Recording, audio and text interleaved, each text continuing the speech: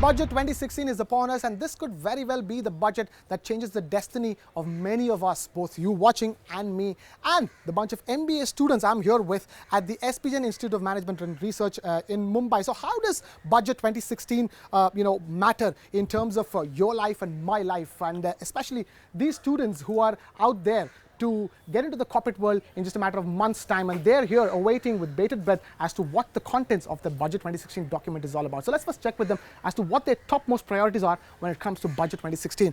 I want to understand, what is the first and most important thing that you expect when it comes to Budget 2016?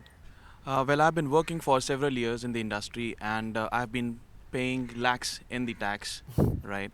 But I haven't seen that impact happening in the country or in the areas around me. Okay. So my first prerogative would be to widen the tax base, involve more people in the tax payment, so that the burden on the limited number of people gets reduced. Okay, widen the tax base being number one. You.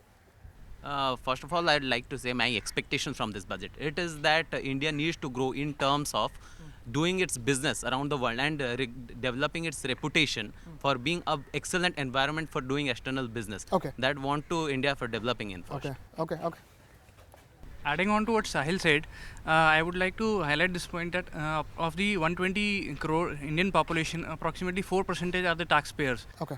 Which is actually incrementing the business and the tax burden on the individuals.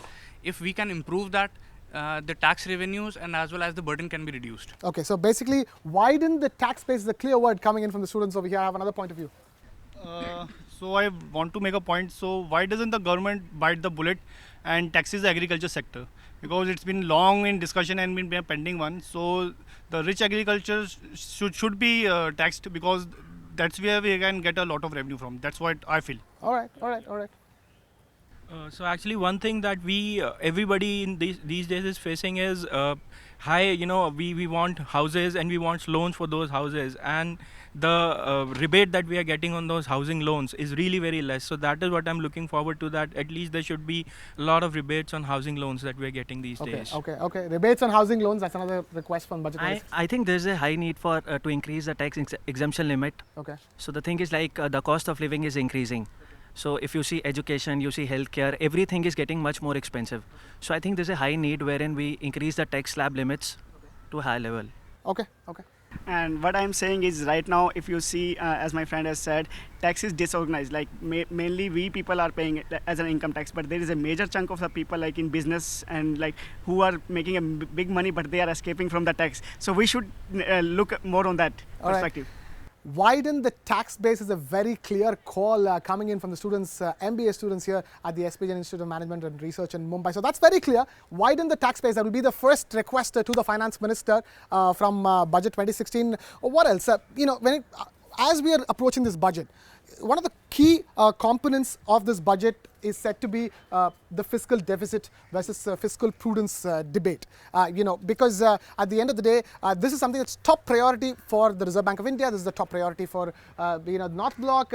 Where do you stand on the debate between fiscal deficit, maintaining the fiscal deficit at a particular level versus spending? If you don't concentrate on the productivity, we're not going anywhere. Okay. So we have to currently spend now to decrease the deficit in the years to come. Okay. We would have to pay a price, but then it would come with great benefits. Okay. So you want to say something? So when we talk about fiscal deficits, it has got two components. One is your revenue deficit and the capital deficit. Yes. So what impacts us more is a revenue deficit, which is more than 3% in case of India. So we should focus on minimizing the revenue deficit. Capital deficits brings on more investment and more jobs. So capital deficit can be addressed later, but revenue deficit is the key factor. Is the key when Budget 2016.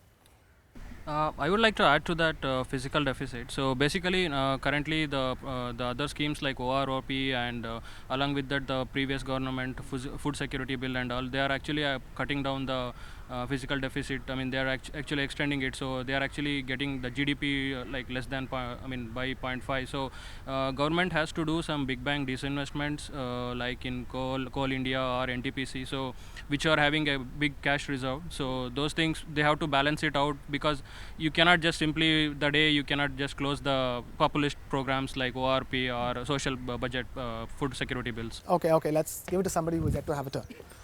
So, adding on to Sneha's point, what I feel like is fiscal deficit is important, but there cannot be growth unless the government does some expenditure. So in order to do that, there are certain other industries like manufacturing industry which are yet to develop. So we need some substantial investment from the government side to bring that industry up, so that there can be a steady growth in the market. Okay. Just to add, pertaining to the revenue deficit, in this year the collection has been 82% of the revenue has been collected till date. Okay. And in addition to that, the primary focus should be capital spending and the expenditure. We can lower, we will not be able to meet the fiscal deficit targets each year, but currently the primary focus should be expenditure and capital spending, and that is the way to go. All right. So when we talk about GDP, I think one of the factors that affect is the exports. So to bring about a change in that, we need to work on the SMEs, which is contributing like 40% to the exports of our country. And what is affected by it? Mainly the energy sector. So I would be looking for something in renewables, which the government has already proposed of 175 gigawatts by 2022. But policies and tax incentives for this will definitely bring about a lot of difference in SME sector. All right, difference in SME sector, you want to say? In my opinion, I guess the fiscal deficit should be widened more enough. Why? Because the infrastructure spending, the ORAP implementation, the bank, the PSB recapitalization are imperative to bring the GDP to 8 to 9%, which is the target of the current government. And the fiscal deficit is a critical catalyst that will bring the government to its target. All right, you just touched upon a point in recapitalization of public sector banks. That is another hot topic at this point, and we've seen public sector banks with their quarterly numbers show shocking levels of non-performing assets on their books, and there is so much of discussion around it. The stocks have taken a tonking on Dalal Street of public sector banks thanks to the NPA crisis.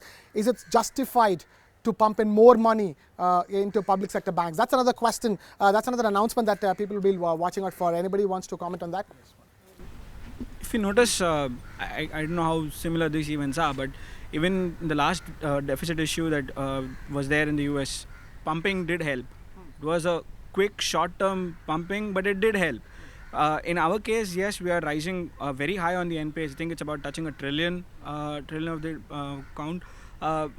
More than it would need, these banks would need some kind of pumping, but in addition to that, the RBI has to look for ways to help these banks also ensure that they reduce the kind of NPAs that they're going into. It's high time that government start thinking about basically consolidation in banking sector and also disinvestment in some of these PSUs. They are not making any money, and day by day their NPA levels are rising. So it's good time that we start thinking about merging some of these banks and consolidate the sector, so that public money which could be spent somewhere else is not spent here basically in unproductive work. US actually pumped in $40 billion in 2 days, and the financial ripple was not felt beyond the US. So I think India should take that example and monetize public sector banks so as to consolidate the non-performing assets and bad loans. This will help the public sector banks and will actually give a positive picture of India to the world.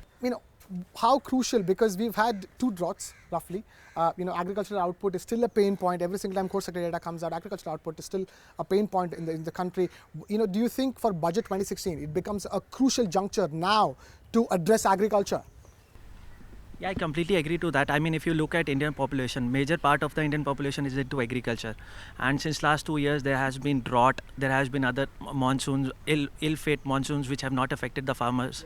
So the thing is like, we definitely need a lot of substantial investment in the agriculture sector, because we have seen like farmers have been committing suicides and all. So probably we need to give them some respite. So investment is required in the agriculture sector. Investment is required in the agriculture sector. Your turn.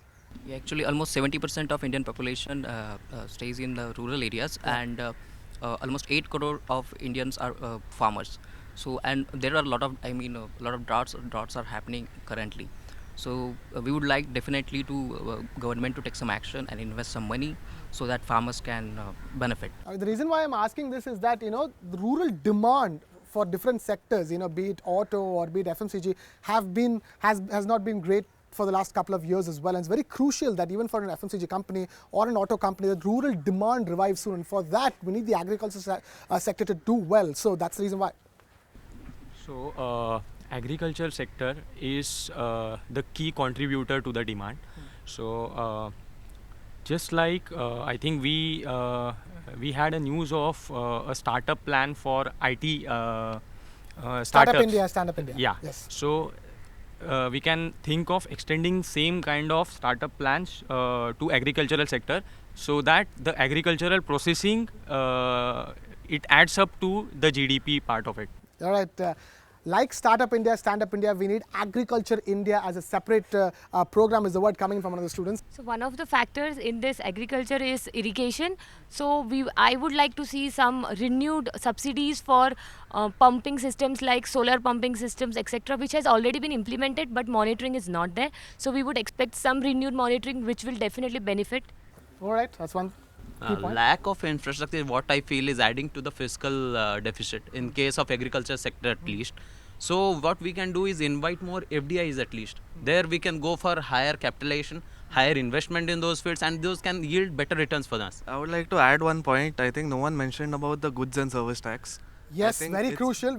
Nobody mentioned it because it's on top of everybody's mind. Yeah, it's one of the topmost discussions going into budget because 2016. right now we have a tax structure. You have VAT at say place X at A% and at place Y you have at B%. So like people get really confused, like okay, the VAT is higher in that place, so you might as well buy from the other place which is lower. With the GST, I think you'll have a uniform tax structure, and the tax to GDP ratio will also increase. When it comes to GST and the importance of GST and the advantages of having a single tax regime in the country, I'm guessing there is no debate about it. But the big question is, will the bill get passed? At least in the budget session of the parliament, and how much has politics to do with GST becoming a reality? We've seen politics play spoilsport when it comes to the passage of a GST bill. I think right now everybody's lost patience. They just want GST to be implemented at the earliest. The question I'm asking you is, I'm sure you're aware of the political landscape under which we operate in. Does the GST have any chances of being passed at least in the budget session of the parliament? I think with going things around in the political environment, what's happening in Delhi, GST bill passing in this budget session is very, very minimal. Not even the budget session. Not even the budget session. So I think all political parties should consider that this is not about their political agenda here, and more about the growth of a country as a whole. We wish they did. Yeah, we wish they did. In that sense, do you think the government has done enough to convince the opposition, to bring them on board, so that a legislation as important and as basic and as fundamental as the GST sees the light of day? So I mean, basically government hasn't done good flow management in upper and lower house of parliament. They got to have more reconciliatory approach towards and taking everybody in, rather than just it is being risk of looking arrogant in certain sense. So better floor management is definitely required to get such kind of bills passed. Is the government being arrogant and not getting the opposition on board for the sake of the country at least? It is the opposition which is getting arrogant. Okay. Yesterday only there was a statement from Manmohan saying that if you corner Rahul Gandhi and Sonia Gandhi, it's going to be very tough. So probably you people can imagine. Okay. I think politics is happening more than the actual meaning of the GST. If GST has to come, everybody should sit at one place and then think about, okay, what is the benefits of the GST and what is the negative points. We do have the one place. It's called New Delhi and it's called the Parliament. But that's not happening. So they are doing just a politics. It's a politics vote bank, and there are so many things happening. I just want you guys to put your hands up. Wait a second. In terms of whether you think the GST bill will be passed in this budget session of Parliament. Those who think that the GST bill will see the light of day in this budget session of Parliament, put your hands up. Wow. 1, 2, 3, 4, 5, 6.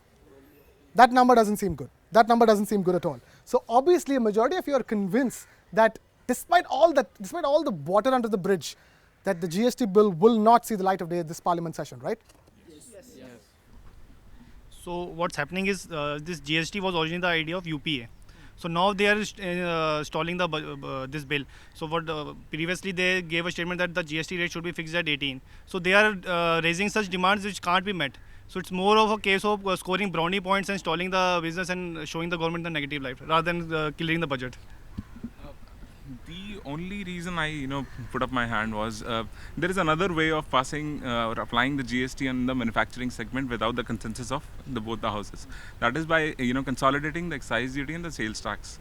So this is the only way the government can initialize the push and let them see the results. What are the results, and let the people decide then how the opposition is behaving and how the different houses are fighting. Okay, so solutions to pass the GST bill. Maybe you have some solutions to tell the government as to how to get this bill passed. Funny way, have AIB make a video showing how GST is going to help you and put it on YouTube. Let's be honest actually, because social media is one of the key things which will help. Okay. I'm not saying directly Parliament mein jaake go and do a dharna saying we want GST, but if people start knowing, if people understand the benefits of GST, obviously they're going to pass it to those guys and hopefully they will pass it. This is by far the most innovative strategy to get the GST bill passed. Do a stand-up comedy act and put it up online, and then you get the GST bill passed. Thank you so much for that one.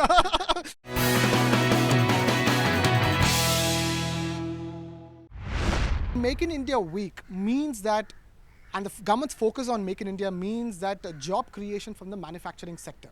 Increased job creation from the manufacturing sector, which has not been the case so far. Manufacturing is not the top employer in the country. Services sector, this is agricultural sector. But who wants to take up manufacturing jobs?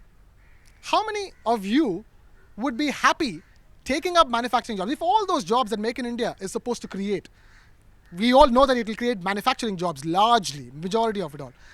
But there is a mindset in India, right? Not everybody wants to take up manufacturing jobs. You are MBA students. You're going to be passing out soon and you're going to be looking for jobs. How many of you are looking, or rather, how many of you will be willing to take up jobs in the manufacturing sector? Put your hands up. Now, I want a clear hand. Don't do this. I want a clear hand. And hold it. 1, 2, 3, 4, 5, 6, 7. It is still a minority. It is still a minority here. There's lots of talk about Make in India and that aiding job creation, but nobody wants to take up manufacturing jobs. I guess we may not want to take a manufacturing job that way, but more specifically as think tanks, definitely yes, why not? Why can't we go as manufacturing consultants for the manufacturing industry and set things out for the Make in India group actually? Yeah, just think differently about the kind of manufacturing jobs you want to take. So what I feel why students don't want to work in the manufacturing sector is, if I want to live in a place, I need proper facilities. So Modi government floated the idea of 100 smart cities. So in large budget, only 100 crores were allotted for that project. So if that is the policy of the government, why would I take a job in manufacturing sector, knowing I would not have basic life facilities over there? All right, that's a fair point. And one more thing, I don't think it is only about us, but there are so many people who are still unemployed and who are looking for job, whether it's a manufacturing kind of job or any kind of job. They will be readily, happily and go for the job. So whether any kind of Make in India, a bunch of MBA students want to or don't want to is not so the point. it doesn't but matter. once manufacturing jobs get created, it will benefit. Yeah, because it's a very small percentage. And people will take it up either way. Even if they didn't have manufacturing jobs inside their heads in terms of what they wanted, they will still take up manufacturing jobs. Okay, that's a fair point. We've seen the Startup India action plan. What do you think Budget 2016 needs to do in terms of sort of fostering the Startup India plan? Startups actually bring in innovative solutions to the industry and they take cognizance of disruptive technologies. So I believe startups, mostly in India, startups fall under MSMEs, that is micro, small and medium enterprises. So MSMEs should be given tax rebate so that they are fostered and they are given some incubation. All right. So primarily, we've been discussing over the years that inequality gap is the only thing, and this is the way. During the budget, if you give some guidelines to corporates to fund, budding startup or entrepreneurs, this is the way to reduce the inequality tax gap. swap for yes, funding but a startup? there is a thin line. We might, increase the inequality gap, but the policies have to be devised in such a way. Okay. So with a lot of startups having initiative in education sector, so to address this, government can include something in the budget so that startups as well as the education sector both at a time are addressed. Okay, education sector. What do you think Budget 2016 needs to do for the education sector? Simple statistic, you have 1 lakh teachers applying for one job in a college. That's the statistic that you can get if you try for any government college. So this is something, and education being one of the key things, be it startups, be it Make in India, Digitize India, whatever. This is one of the key things that you need. Without education, you may not really be able to achieve what you want. That's what I'm trying to understand. It's not like education as a sector doesn't get addressed in budgets. What do you think specifically needs to be done from Budget 2016 for the education sector? Anybody has any ideas? So first thing is our Indian government is always focusing on the primary education. So lot needs to move done on the higher sector or higher level of education also. So we have not enough funding and enough scholarships on the level of the PhDs and the scholars. So that's where your startup is also going to come. You need people to have that kind of education to do that. Okay. And about the education loans as well, we all might be traveling in the same boat. That education loans, the cost of education loans, the interest on education loans, it's really very high. If they could, subsidize that, that is going to foster the growth in education sector in India. The first thing that you said was, the interest on home loans, and now you're talking about education loans. You are heavily leveraged, is all I can say at this point in time. We've got plenty of people are sitting around here who still want to teach, who want to educate people, and there are people who want to get this education, but we do not have any means to do it. So what we want is the allocation of budget to generate some of these means so that we, like individuals, could go out and help people who are ready to take that education. All right. Many professors in the waiting over here, many of them want to teach, and government, please do something about it so that job pays them well enough to take the home loan that they want and to take the education loan that they want as well. Having said that, I'm going to wrap things up here on the most important thing that affects, when it comes to the budget, what is the first that we read in the newspaper next morning? Tax, income tax, and tax exemptions, and etc., etc. I know the simple point here is that whatever the tax is, just bring it down, right? Like it could be on tax on anything, just bring it down. But what are the specific announcements that you would like to see from Budget 2016 when it comes to income tax? So the first point I want to have in the budget is the medical expenses. The limit was set in 1998 and still it has been followed. So what I was spending in 98 is not now I'm spending in 2015. Certainly not, sir. Certainly not. Related to the HRA exemption limit which has been made currently available, approximately if any one of us passes out and lives in a metro, he is able to access only 50% of that rent part. And is not able to get the benefit for 100%. So that needs to be revised. All right. It comes from the pain of having to pay rents in the city of Mumbai. And trust me, I understand that very well. Any other expectations? Okay. It's not only these metro cities that these needs to be taken care, but also like the other non-metro cities like Gurgaon, which has been expanding at a fast rate. So we can see that the rents are booming at the similar rates like of that of Mumbai. So we need some raise in that HR exemptions. Yeah.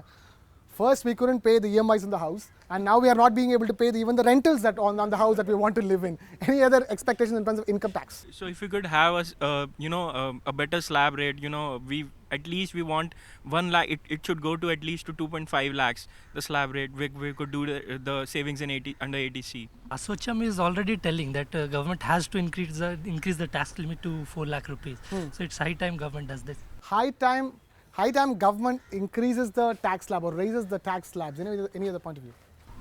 Well, not from a personal perspective, not from a personal front perspective, but more for corporate perspective. Please cut corporate taxes so that we get paid more. There's no guarantee on that front, right? Like just because corporate tax goes down doesn't mean your employer is going to pay you more. Those appraisals, you know how those appraisals go. I see from the facts and figures point of view, the income tax is just 2% of the GDP. And I see the government very much GDP focused that it has to increase to 8 to 9%. So I think no matter how much we crib, we are not going to see any decrease in the income tax. It's going to stay as it is. One more thing I want to add is like government can give benefits to the person who have dependents. Like for example, I am a person having my wife, 2 kids, so I am only the earner. Yeah, I have a wife, but no. Okay. So right now I am the sole breadwinner of the family. So like in other countries, like for example in US, government gives the benefits like if you have dependent, you don't have to give this much tax. So these kind of things, I am not sure whether it is prevalent in India. My friends can tell me like if it is there, like dependent tax is there or not. No. So I just want to make sure. He wants to say something. He wants to pass on the mic. What did you say? I just said that what he's saying that because there's no proper channel for regulation in India. There's no proper channel for, verifying things in India. There's a lot of pain points. There are a lot of loopholes in India where people misuse these kind of stuff that other countries are providing. Maybe when you have a wife and 2 kids, you'll understand the importance of that tax. And adding to that, stringent measures to deal with the tax evaders. We have very less number of population who's paying tax. Yeah, yes.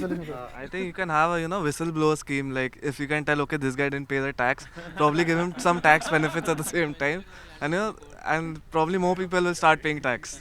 All right, on that note, we're going to blow the whistle on this discussion on the upcoming Budget 2016 with the MBA students over here at the S P Jain Institute of Management and Research in Mumbai. But keep in mind, the budget is not what it was a decade ago, and hence the coverage of it all will not remain what it was a decade ago. So make sure you keep your date with ET Now on the 29th of February for the best coverage of Budget 2016. Find us on Facebook at facebook.com/ETNow and don't forget to click the like button. You can also follow us on Twitter at ETNowLive. To stay updated with all our programming, hit the subscribe button on our YouTube channel by logging on to youtube.com/user/ETNow.